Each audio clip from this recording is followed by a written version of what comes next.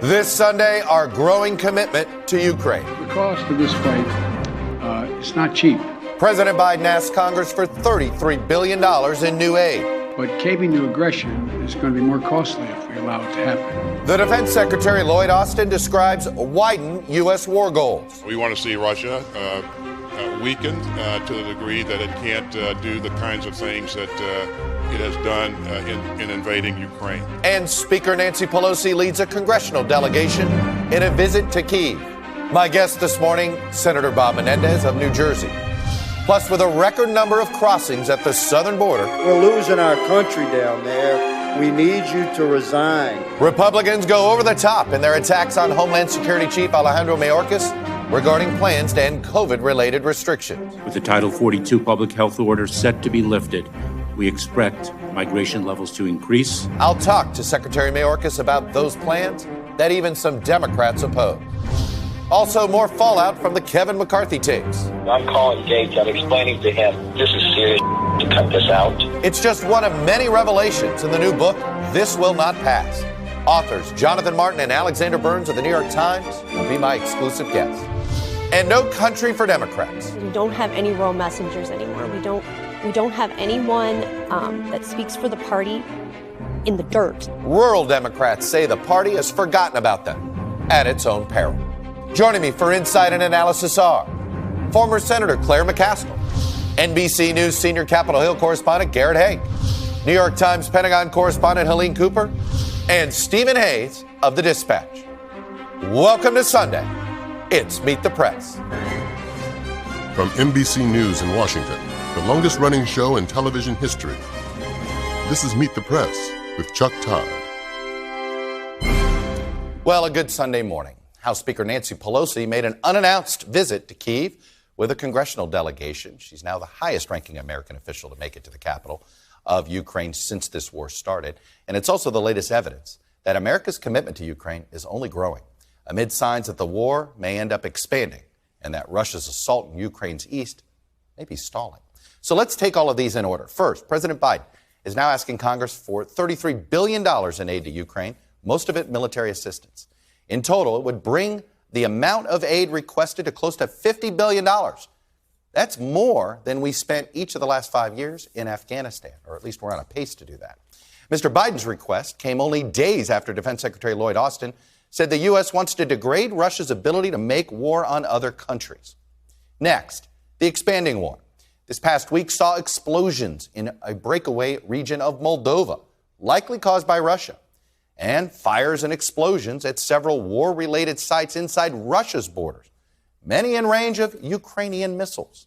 The European Union appears ready to impose a potentially crippling embargo on Russian oil after Russia cut off gas exports to Bulgaria and Poland, with an eye towards doing the same to Germany. Finally, Russia's advance on Ukraine's east has run into stiffer than expected resistance again, and Ukrainian officials say the Russians are having to redeploy troops from the country's far east as reinforcements. So we're going to begin our coverage with NBC News correspondent Aaron McLaughlin, who is in Kyiv. And Aaron, with the Speaker of the House, congressional delegation visiting yesterday, I assume Ukraine's leadership has to feel that at least symbolically the U.S. is with them, joined at the hip. Oh, absolutely, Chuck. House Speaker Nancy Pelosi arriving here in Kyiv this weekend. She says to thank Ukraine for its fight for freedom, telling President Zelensky, quote, "Our commitment is to be there for you until the fight is done."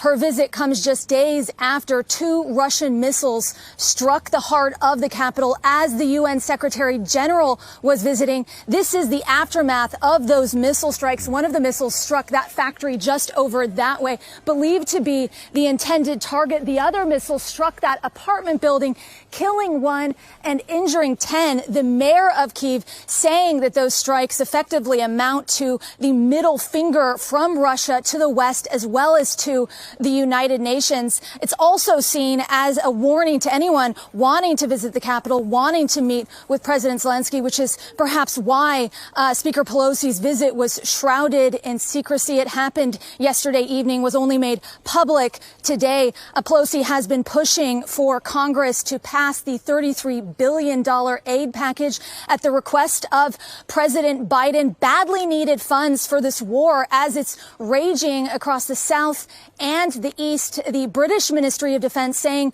that Russia has made some gains, although those gains have come at a high price due to fierce Ukrainian resistance. I've been speaking to a Ukrainian military official who says they are seeing signs that Russia is amassing more forces to strengthen its assault on the Donbass region. Meanwhile, all eyes on the southern besieged port city of Mariupol. Yesterday, a rare glimmer of good news. Some 20 civilians were evacuated from that steel plant surrounded by Russian forces. That humanitarian corridor secured by the United Nations and the Red Cross. President Zelensky expressing hope that there will be more evacuations of civilians today, Chuck.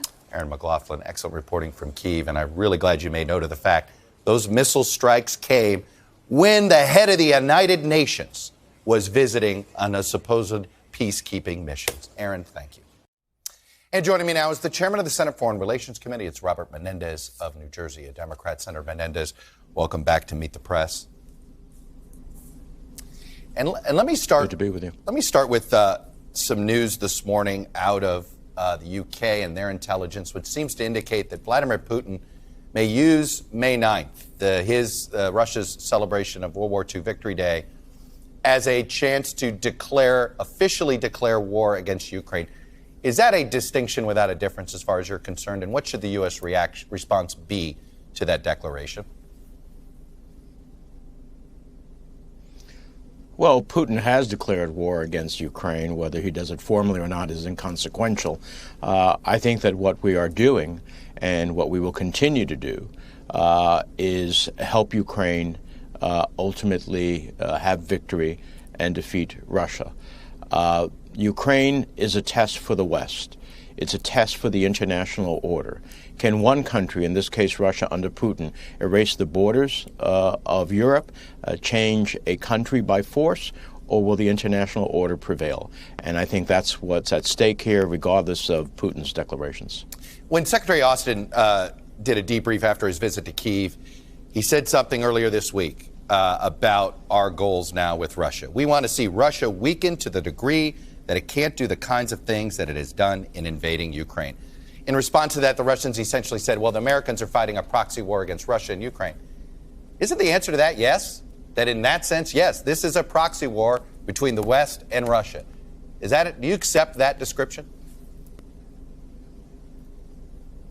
No, not necessarily. Look, I'm not sure what was in Secretary Austin's mind, but I think what he meant is that if Russia cannot defeat Ukraine with a much larger army, with greater sophisticated weaponry, and a much vaunted military, then it has to think about creating acts of aggression against any other country in Europe or any place else. And that certainly is degrading Russia's ability or in thoughts about their ability to do so. I would think that that's what the secretary meant. But at the end of the day, yes, we don't want to see Russia go into Moldova. We don't want to go see into a NATO country in Poland or Lithuania or any other such country. So in that respect, I think that's what the secretary meant. Should the U.S. posture change at all in how much we get involved if this expands into Moldova? Well, look, I think that the Ukrainians care about what's going to happen in Transnistria because it's another attack point against Ukraine.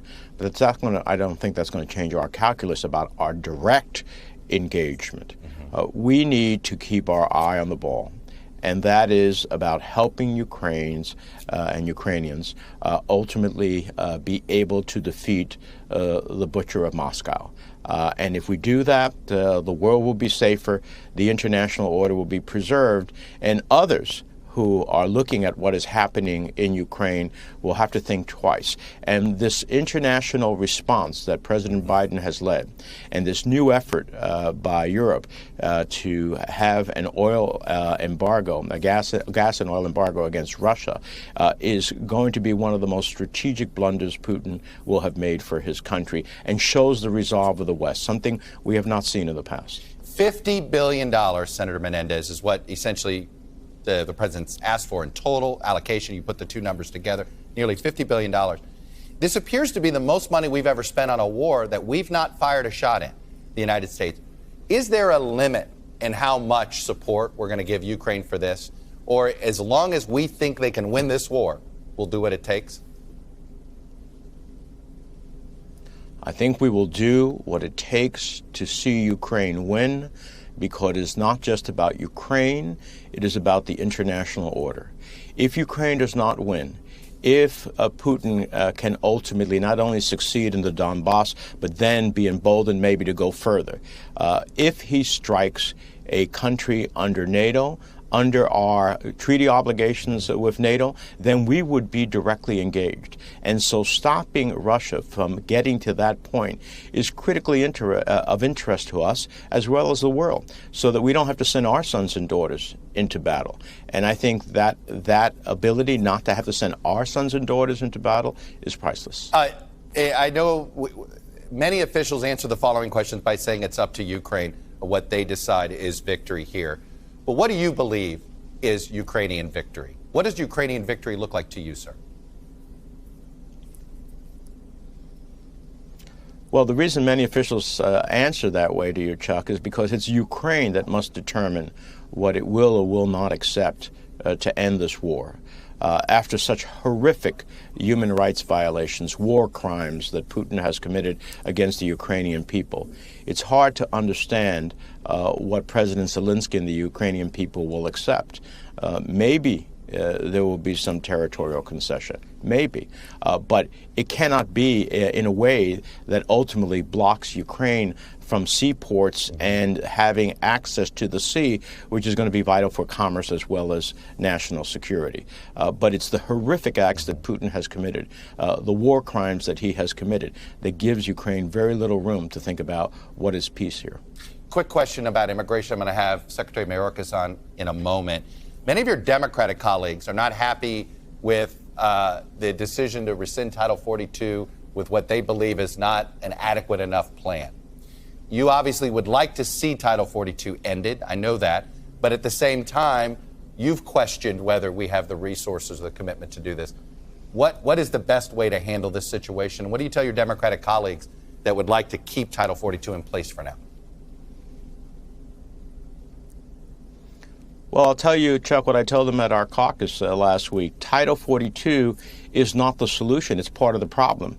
Who wants to control the border would permit a provision that allows countless numbers of times that an individual can try to cross the border. That's what Title 42 does. There's no permanent adjudication of those who have a right under asylum and those who do not have a right, and then would have a order of deportation, and if they try to come back, there would be criminal penalties for it. That would stop it. There needs to be a comprehensive immigration plan. Our Republican colleagues, however, they want the issue. They don't want a solution. Senator Robert Menendez, Democrat of New Jersey, chairman of the Senate Foreign Relations Committee. I know Ukraine is taking up a lion's share of your focus. I appreciate you coming on and sharing your perspective with us, sir. Thank you. Let me turn now to immigration. As I just said with the senator, Republicans went after Homeland Security Secretary Alejandro Mayorkas this past week for the administration's plan to end COVID-era Title 42 immigration restrictions. Representative Clay Higgins of Louisiana called on Mayorkas to resign.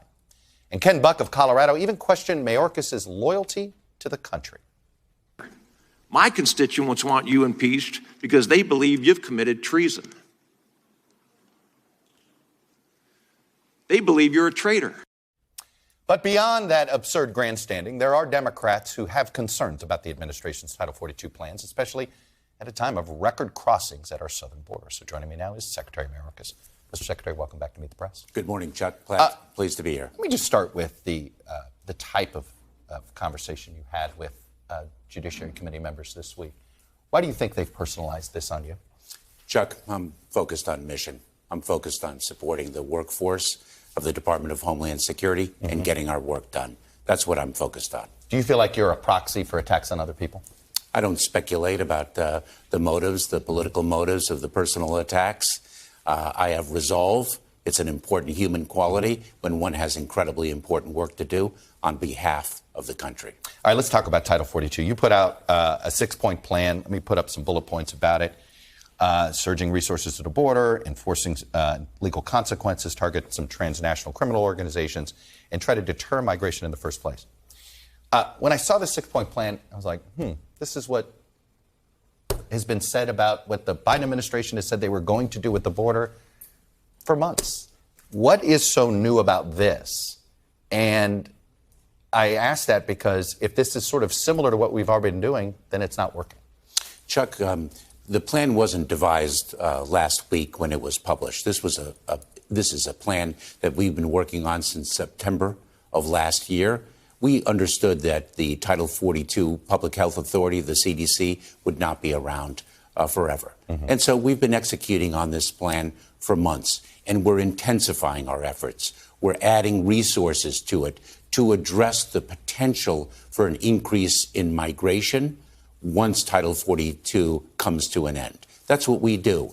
And it's a multifaceted plan, not only with respect to the infusion of additional resources to the border, the surge of personnel, the surge of transportation capabilities, medical support, increased facilities, but it's also working south of our border with our partners in the region. Because what we are experiencing in the United States is not unique to us. This is a regional challenge that requires a regional solution. Do you know that there are more than 1.8 million Venezuelans in Colombia right now? This is something that is being experienced throughout the hemisphere and the world, as we so powerfully see in Europe. There's no doubt one of the potential tools you could have used, the State Department rescinded these sort of third-party agreements that the Trump administration had negotiated, which is if you want to make an asylum claim in the United States and you're not from a border country, make the asylum case first in a border country. So from Honduras, go to Guatemala first. Is that a tool that would make your job easier? You know, Chuck, I don't think there'd be very many experts who would say that Guatemala is a safe third country. We see a tremendous amount of migration from Guatemala. Some of the concerns that force people to flee their homes are resident in Colombia. And we've been speaking with our counterparts in Guatemala. We've been speaking with our counterparts in Guatemala about those challenges. Economic despair, violence, corruption, extreme weather events. So I would take issue. Okay, so that's Guatemala, but should there be some other third? Is there a way to ease the asylum system? Is there a way to not do these at the border, but do these in country? Which is exactly why we have a regional plan, which is why I and Secretary Blinken were in Panama more than a week ago, why I was in Costa Rica. Panama hasn't been very helpful. They're accelerating migration. So what we need countries to do is to apply their laws and say, look, if in fact somebody qualifies for relief in Panama, then they should be able to remain in Panama under the laws of that respective country. And if they don't, we need the country to repatriate those individuals. This is not our responsibility alone. It is a regional responsibility in response to a regional challenge. Paint me a picture of what success looks like. Title 42 is lifted on May 23rd. What does success for your plan look like if it works as you intend? Success looks like the orderly implementation of our plan, where we are applying our laws in accordance with their provisions in a way that respects individuals' rights to claim asylum as the laws that Congress provided allow. You know, we're talking about individuals who are claiming fear of persecution in their countries of origin. And our laws provide that they are allowed in immigration enforcement proceedings to make those claims before an immigration judge. If they are not successful, they are promptly removed from the country. And that's something that cannot be overlooked. We're not talking about releasing individuals into the United States. What we're talking about is individuals who make claims for asylum and they seek to vindicate those claims in court. And if they do not succeed, we enforce the law and they are removed. What is the average time that you think you can get an asylum claim processed? One of the great steps that we have taken in the Biden-Harris administration is to address this challenge. Historically, it's been 6-8 years plus, and we promulgated an asylum officer rule that allows our asylum officers to make the ultimate asylum determination, and we're going to take that 6 to 8 year period over time as we ramp up. We're going to take that to under a year. Fundamentally, though, Chuck, we need Congress to pass legislation. I understand that. What have you done? What have you said to the Democratic senators, more of whom, particularly those running for re-election, who have questioned the plan about Title 42? And you can see here, Mark Kelly is one of them. Maggie Hassan is another. You know, they don't like the specifics. They feel like that there's sort of a disconnect. They think the plan that you've outlined is a bit unrealistic. Do you think their criticism is fair? Well, it's not an issue of fair or not. I respectfully disagree with the criticism. You know, we shared with individuals, with the public, a concept of operations, and they were concerned that was not enough. They didn't see enough, that we don't have a plan. We've had a plan for months, as I mentioned, since fall of last year for the eventual end of Title 42. So what I did was I published a 20-page memorandum that set forth greater details about our plan. But what I'm not going to do, Chuck, is I'm not going to provide an extraordinarily comprehensive blueprint of everything we're doing. Because let's remember, we have an adversary. We have the cartels that are exploiting vulnerable immigrants for profit. And I'm not going to provide them a blueprint with what we're doing. I want to ask you about another concept. There is some concern about misinformation and disinformation, a department that you have in DHS. There's some people look at it and it looks like policing of speech. Can you explain what this program is about? Sure. So we set up essentially an internal working group, and I must say that we could have done a better job in communicating what it is and what it isn't. It's a working group that takes best practices with respect to our work that has been going on for years. Best practices on how to do that work. The work of addressing disinformation that presents a threat to the security of our country. How to do that work in a way that does not infringe on free speech, does not infringe on civil liberties. So this working group takes best practices and disseminates those best practices to the operators. Do you think the person you chose to head of it expressed too much politics on their Twitter feed and it's caused some consternation? Eminently qualified individual, a recognized expert on battling the threat of disinformation that presents a threat to the security of our homeland, from Russia, from China, from Iran, from the cartels. All right, Secretary Mayorkas, you have a big job. Thanks for coming on and spending a few minutes with us. Thank you so much, Chuck. Up next, the inside story of those Kevin McCarthy tapes from the New York Times reporters who got them. Jonathan Martin and Alexander Burns join me when we come back. Tension is too high. The country is too crazy. Welcome back. The new book, This Will Not Pass, by New York Times reporters Jonathan Martin and Alexander Burns, has already received a lot of attention because of House Republican leader Kevin McCarthy's comments about President Trump and some fellow Republicans. But Martin and Burns also write that in the past 2 years, we've seen a battle for the survival of our democracy that has erupted. They write, the two parties were not merely adversaries, but enemies in a domestic Cold War that had started to run hot. And one of those two parties was in thrall to an authoritarian demagogue who chose to attack the Congress rather than gracefully relinquish power. Well, Jonathan Martin and Alexander Burns join me now. Gentlemen, first of all, congratulations. Thank you. Heck of a book. It ate up my Saturday, that's for sure. Let me start with, obviously, what we've seen on January 6th. And I want to start with a Lindsey Graham moment, because I believe, Jonathan, you were in the room for this. You happened to be, for the book, with the senators when they got quarantined on January 6th. Yeah. So you were witness, essentially, to all these senators not happy with the situation went on. And you talk about the 25th Amendment and Lindsey Graham. Walk me through what happened. Sure. So we were evacuated from the U.S. Senate through the tunnels of the Capitol complex to one of the Senate office buildings, Chuck. And there was uncertainty bordering on panic. You have members of the U.S. Senate who are largely over the age of 50, in some cases 60, walking briskly or even running to this holding room. We were put in the holding room in one of the Senate office buildings for hours and hours and hours. And obviously tensions there are rising because people don't know what's going on. Right. They're seeing images on their phone. Their spouses are calling them or texting them. And there's great uncertainty. And in these hours, the Republican Party is grappling with its future. What does this mean for our party, for our outgoing president? And is it so severe that we have to drive him from office before he is set to leave on January 20th? And Lindsey Graham is extremely angry. He's almost shouting down the Capitol Police as they try to address the U.S. senators, demanding that they take action and forcefully recapture the Capitol.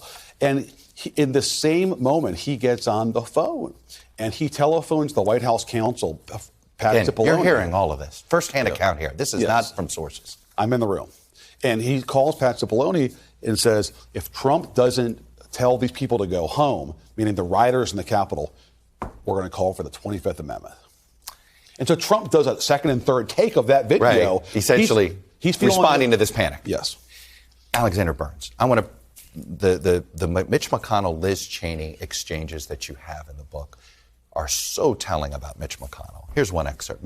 McConnell found the whole Liz Cheney saga confusing. In his mind, she was committing a cardinal sin, relinquishing power. Why, he wondered aloud, would Cheney willingly jeopardize her leadership post by continually condemning Trump? Just ignore him like I do, he said. It's quite telling about McConnell.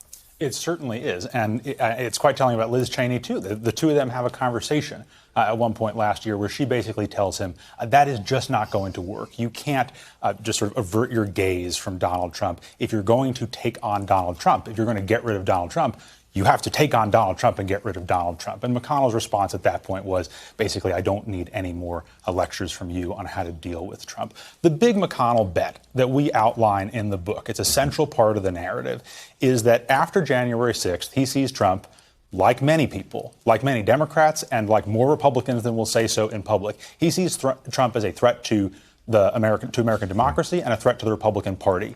But once that immediate moment of most dire peril passes, he decides that the way he's going to try to deal with Trump is to ignore him and trust that the president will, as McConnell has said to a number of people, lose altitude over time just because people will kind of move on and look to the future. And, you know, from where we stand today, that doesn't look like a wager that has particularly panned out. All right, we spent a lot of time on the right side of the aisle. Let's go to the left side of the aisle and the Biden agenda.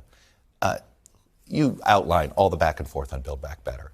In some of your report, in the summary of all your reporting, Jonathan, who would you say, who's to blame for the death of Build Back Better? In our government, the president is not only the head of state and commander-in-chief, he's the leader of his or her party. Joe Biden is the leader of the Democratic Party. It has been on him to corral the narrowest of congressional majorities. He did so, obviously, in the opening months of his presidency, passing the American Rescue Plan, passing this sweeping bill for infrastructure. But he could not find the votes to get this bill passed. Was there a deal to be done? Well, Joe Manchin effectively killed the bill, or at least put the bill on hold in mid-December, Chuck. Right. It's now May 1st, okay? Yeah. Where has Biden been since then? This is what Democrats in Congress are asking is, what's the plan, what's the strategy? And there effectively is no game plan. And there is no confidence in the White House that they can get Manchin to any kind of a yes, and the clock is ticking. Alex, you also note in the book that it seems to be a more serious effort to get Joe Manchin to switch parties. Yeah. Here's your excerpt from page 273. You don't have to join our caucus, John Thune told Manchin. Just become an independent and then caucus with us. Johnny said, if you were the leader, I would do it. It was not exactly a hard no. How would you describe this effort? Is it ongoing? Is it real? Or is it a little bit of a salon dinner conversation? Look, I think the Republican Party has made it very clear to Joe Manchin that that offer is on the table anytime he wants to take it up and on basically any terms that he wants to take it up. And it was a real effort. It was a real effort. And that comes right after that moment, right after Joe Biden and Kamala Harris take office, where the vice president goes on television in West Virginia in what Joe Manchin takes as a not particularly subtle effort to twist his arm on the American Rescue Plan. He's upset about that. His Republican friends like Susan Collins and John Thune know he's upset about it. They take him to dinner and say exactly what you just outlined. Manchin makes it pretty clear to him that that's not something he's interested in. Yeah. But this sort of casts a shadow over all the Democratic interactions with Manchin over the last year and even today, is the sense that this guy has other options. It would be much easier for him politically in his home state if he didn't have the D next to his name. All right. The final topic I'm going to hit with you guys. There's so much to get to. But you brought up the vice president, Alex. Kamala Harris felt disrespected. Here's one anecdote you have. Harris worried that Biden's staff looked down on her. She fixated on real and perceived snubs in ways the West Wing found tedious. When Harris walked into a room, the White House staff did not stand up the way they did for Biden. The vice president took it as a sign of disrespect.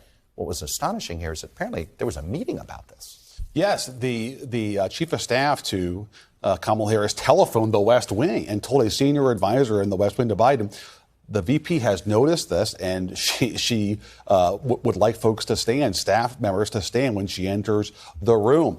This pulls back the curtain on what this White House is really like. The tensions are deep and they are real between the VP's office and the West Wing. Obviously, the public image is what it is, but this is an ongoing challenge. And what is hovering over all of this, Chuck, is 24. So clear. Is Biden going to run again? And if not, is it going to be VP Harris? That is the mood music hanging over the entire Democratic Party right now, as are Biden's poor numbers. And we have a story that's going to be today on the New York Times website that is for the first time going to reveal a number of memos and polling and decks that show the course of Biden's decline over 2021. And they're urgent warnings that his pollster offered the White House to stop that decline. Alex, what's remarkable about it is that the White House isn't blind to this, so they haven't reacted.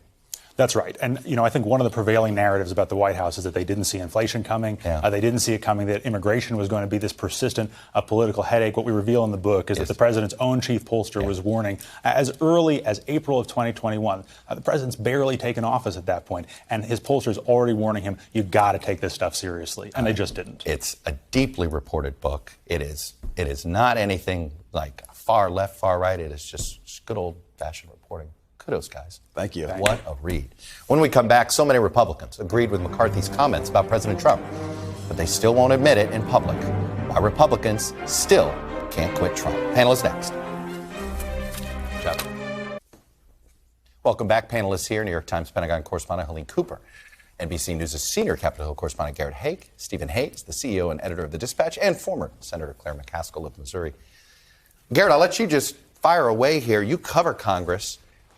Is there going to be fallout from what Martin and Burns have reported and uncovered? Certainly not on the Kevin McCarthy side of it. He seems to have weathered the storm on this. I was texting with a Republican chief of staff right after those tapes came out, and the Washington Post reported that Trump was okay with it. And that chief of staff said, then we're okay with it. They were perfectly happy to move on. I think the book reflects the reality of a lot of the private conversations that people have been having before January 6th, on that day, around that day, that are now coming to light, but were discussed in the hallways for the last 2 years. Steve Hayes, it's everything in this book and every anecdote, it is what we thought it was. It's just about power. No, I mean, reading the book is an emotional experience for those of us who've been covering this for a long time, because you see all these Republicans are saying one thing behind the scenes, and they're saying something totally different when the cameras go on. It's sometimes within minutes of those two statements. I guess I have a slightly different take. I think McCarthy is okay in the short term, but I think in the medium and long term, this causes him trouble. He already had some restive moderates and movement conservatives who were frustrated that he was such a bad leader. Now you have Trump, MAGA House Republicans who are frustrated from the other side. I talked to a couple Republicans in the House this week who were frustrated that they were being asked to defend Kevin McCarthy on this. It was a lie. He was caught in a lie. He's a bad liar. The thing I think that's a little bit frustrating is that they seem to be more frustrated that he's bad at lying than that he's lying. Yeah. That's That's the fundamental issue, is like, in so many ways, sort of the anecdotes in this book validates what we all already knew, which is very much that the Republicans, we saw that in 26. They didn't like Trump then, and then they all flipped. And they have this inability to detach themselves publicly from somebody who they know they see him as a dollar sign, they see him as a vote magnet. Yeah. And at the end of the day, these people care far more about being reelected than they do about the country. It's like that's what it comes down to. And this is what we're seeing on display. Claire, what did you make of the mansion? And again, another thing that it is what we thought it was. Yeah, I mean, first of all, there's a whole lot of people that can be blamed for the size and scope of Build Back Better. Mm-hmm. Somebody got carried away at the White House and didn't realize that the margins were so slim and that you have to count every vote on every piece. There's a great anecdote. They went too big. By the way, there's a great anecdote with Andrew Yang where he talks about Biden realized he was at a moment, but he didn't know what to do at the moment. Right. And somebody filled in the gaps. Right. And so as a result, America's kind of forgotten the wonderful successes he had legislatively near the beginning of his term, something that Trump never managed.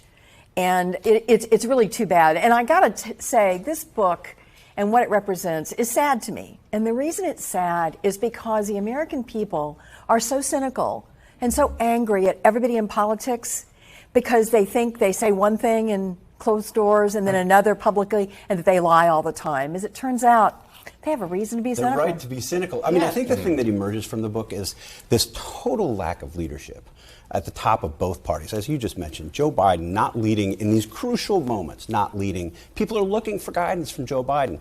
There's an anecdote in the story where Mitch McConnell basically says, I think there are enough Republicans to convict Donald Trump. Kevin McCarthy says he's going to call on Trump to resign, and then they don't do it. They don't do it. There's no leadership there. Garrett, it's like everything. You read this book and it seems like the only person that seems to have some leadership ability is the Speaker of the House.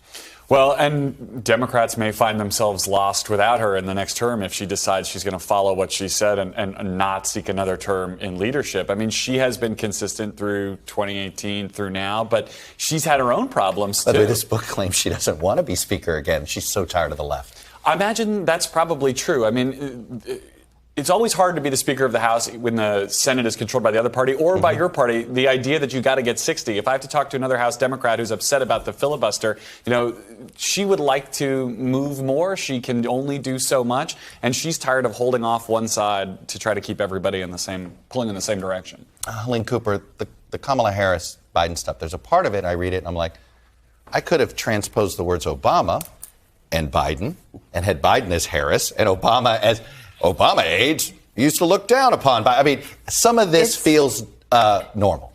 Every vice president, I mean, we were talking about this earlier. Every vice president feels as if they're given only the hard stuff. They don't have enough to do. They're not put forward enough by the principal. Mm-hmm. The Kamala Harris stuff, I mean, listening just now to your interview with Jay Mart and with Alex struck me also as, the idea of her coming out and saying people should be standing up, being upset that people are not standing up when she enters a room. That sounds like, in a sad way, it sounds like a woman who doesn't feel confidence, who, there's a self-confidence issue that can get, when you start counting, when people start counting, it's not just women that do this, obviously, but when you start counting that sort of thing and taking note of things like that might seem, that strikes me as... I tell fellow journalists when they worry about those little slights? Get off Twitter. What's your advice to her? I think she's trying to do everything she can in a job that just by its very nature minimalizes you. I mean, I remember days when the Senate cloakroom was full of people making fun of Joe Biden when he was vice president. Yeah. I mean, unfairly, and a lot of what's happening to her is unfair. But she knows what she's doing, and she's going to keep putting one foot in front of the other. And I do think, however, there is no guarantee that she is the nominee of the party in 24. I think it could be a free-for-all. Buckle up. Buckle up. Well, buckle up, because I got another story that's going to fire up Claire. Up next, in the last 2 decades, the number of rural counties won by the Democratic presidential candidate has fallen by a whopping 83%. The story behind that catastrophic decline when we come back. Welcome back. Taking a look at election results over the past few decades, it shows us a flashing warning sign for Democrats as the nation's urban-rural divide has deepened. Democrats have increasingly lost support in rural America. In 1996, then President Clinton, he won a whopping 1,117 counties, rural counties, including all but 20 of Iowa's 99 counties. Basically, he won half of the nation's rural counties. But in 2008, Barack Obama won less than half of that, just 455 rural counties, even though he had won a popular vote by 7 points nationwide. That's all the rural counties he could win. Fast forward to 2020, the number shrunk again.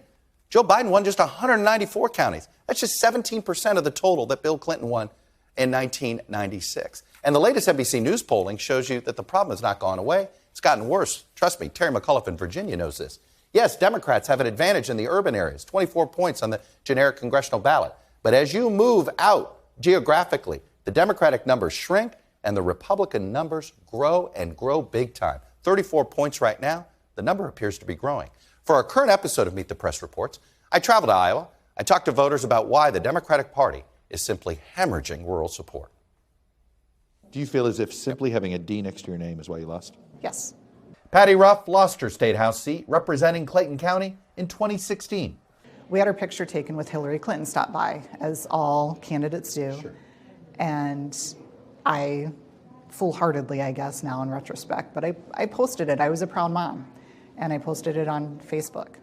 And they used that. They cut my son out. Literally, you have a picture with Hillary Clinton. Yep. And that's all they did.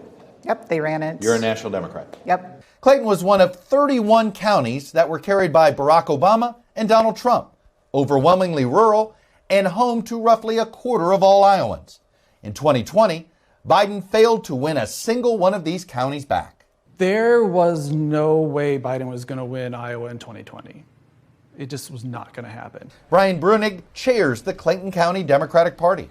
Any version of Joe Biden? None. It was not going to happen as long as Trump was on the thing. We got annihilated in 2020. Democrats did here in Iowa in the state races. Ruby Bodeker ran and lost a campaign for State House in 2020. I feel like an exhausted rural Democrat. I'm tired. I feel like there's a lot of weight on me. Like I honestly just want to be done a lot of days. I mean, I have 4 kids. I have a full-time job. I'm a single mom. I work. I don't even make $15 an hour, and I'm tired. Our special report also has a story by my colleague Antonia Hilton about how black rural voters feel abandoned by the Democratic Party and somewhat ignored. You could see the full Meet the Press Reports episode, how the Democratic Party lost rural America, wherever you get NBC News Now, or on our website, meetthepress.com. It's available right now. When we come back, the 2022 primary season kicks off big time on Tuesday and hits 13 states in the month of May alone. A lot at stake. Stick with us. Welcome back. It's May 1st, and that means we're in for a big 2022 primary month. Just take a look at the calendar. We got 2 primaries coming up this Tuesday. The big one, of course, Ohio. 2 more the following Tuesday, May 10th. West Virginia, Nebraska. They may be small states, but they have some interesting Republican primaries. May 17th is the big one as far as we're concerned. 5 primaries, including Pennsylvania and North Carolina. And then, of course, 3 primaries in the Texas runoff on May 24th. Oh, by the way, that's the Georgia race. Claire, we just did a whole thing. Ohio's this Tuesday, so I want to focus on Ohio. The rural problem for Democrats in Iowa, Tim Ryan's not going to have a shot if he's losing rural areas 80-20. Yeah, we have to, if we're going to be a majority party, we have to win in places where Democrats have to get some Republican votes. And that's what people need to understand, because most places in the country are either bright blue or bright red. Yeah. But the places that make majorities are not. And these primaries are so conflicting for Democrats, and here's why. We want the Trump candidates to win because they are least competitive against our Democratic presumed nominees. Sure. But for the country, we don't want Trump to succeed picking primary winners. Yeah. So it's the same push and pull. Look at J.D. Vance. He was campaigning with Marjorie Taylor Greene and Matt Gaetz and Steve Hayes. I got to play a bite that Matt Gaetz said, which I think this is a case where he accidentally spoke the truth. Take a listen. We don't want a circumstance where the establishment could claim that they defeated Trump. So President Trump's brand is on the line. The MAGA brand is on the line. like I said, he speaks an occasional truth. Steve, do you agree? Yeah, I mean, it's pretty interesting. I think Donald Trump obviously went all in for J.D. Vance. He did it late. This was a risk that he took. It looks like it's working out early if these poll numbers over the past couple of weeks are telling us the truth. Look, I think we'll know a lot more at the end of this month about exactly how powerful Donald Trump is still in the Republican Party. And it looks like we'll get some mixed results. J.D. Vance looks good in Ohio if you're a Trump-supporting Republican. In Georgia, there are much bigger problems, whereas his endorsement hasn't seemed to help at all. Well, all of these candidates have tried to be the Trump candidate. And so in that way, he has already won, right? I mean, if Josh Mandel wins that race in Ohio, Donald Trump will probably still claim victory on Wednesday morning because Mandel has sought to be a Trump candidate, and it's the same. But he's a convert. You know, it's funny to me. It's fitting. They're all converts. No, it's fitting that Ted Cruz is behind Mandel and has stuck by him, because Cruz sort of is a wannabe Trumper. Mandel is a wannabe Trumper. Vance looks like he actually has converted. Yeah, I mean, look, there's shades of this, but I think this is the case in all of these races, and it's a similar dynamic with McCormick and Mehmet Oz too, where who's backing whom in those races. But if the whole battle in the primary is to be the Trumpiest candidate, he can still claim victory the next day, regardless of who he actually endorsed. Helene, I could stump you by saying, do you know what these candidates are running on? Because they're not running on anything.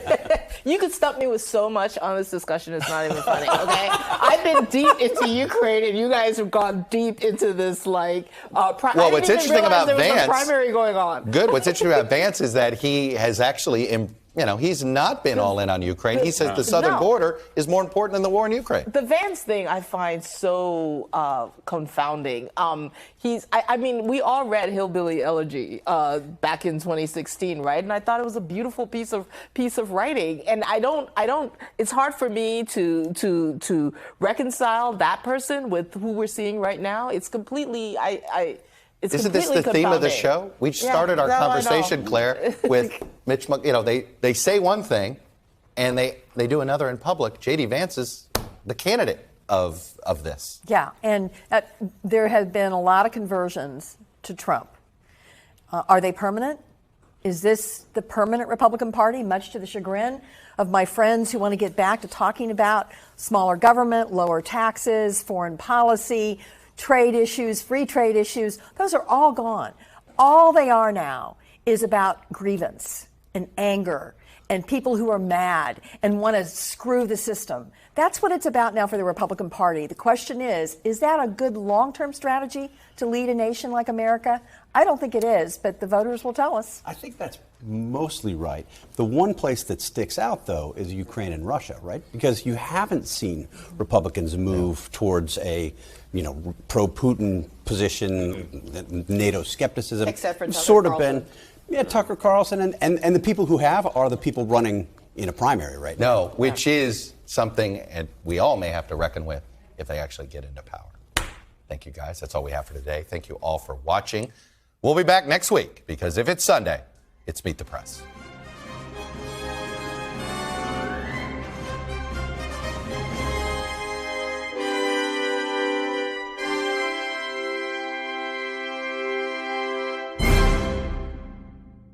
The Meet the Press Chuck Todd Cast, free wherever you get your podcasts.